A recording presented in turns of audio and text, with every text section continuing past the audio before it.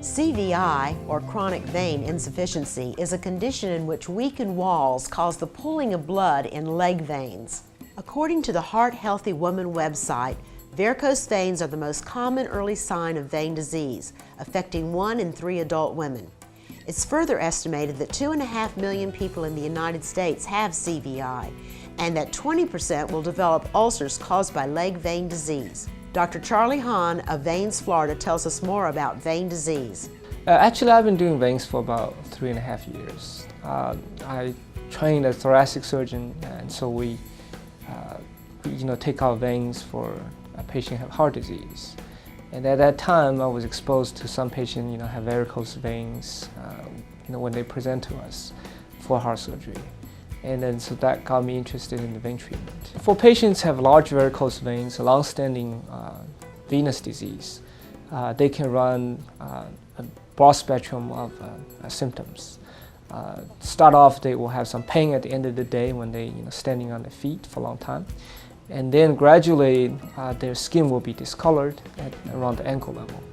And then subsequently, a lot of patients can develop ulcers around the ankles if they have long-standing disease. And the varicose veins, when they become so large, their walls so thin, it can actually cause easily bleeding when patient bump into something. And those bleeding can be hard to stop because the varicosity and the pressure is almost 4 times the normal, and they can lose a lot of blood.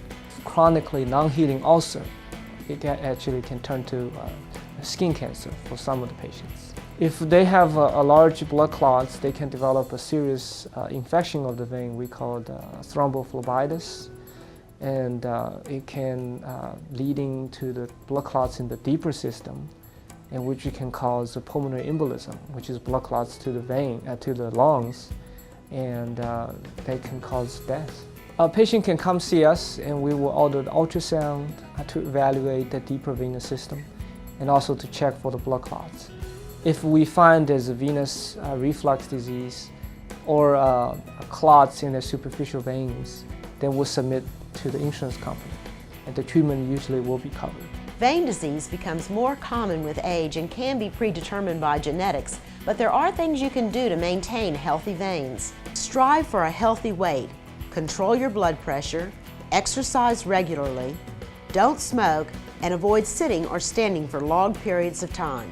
Many options are available, including minimally invasive surgery and injection of a liquid foam into the vein. To find out if you're a candidate and whether insurance or Medicare will cover the procedure, visit the Veins Florida Specialist Directory page at yourhometownhealth.com.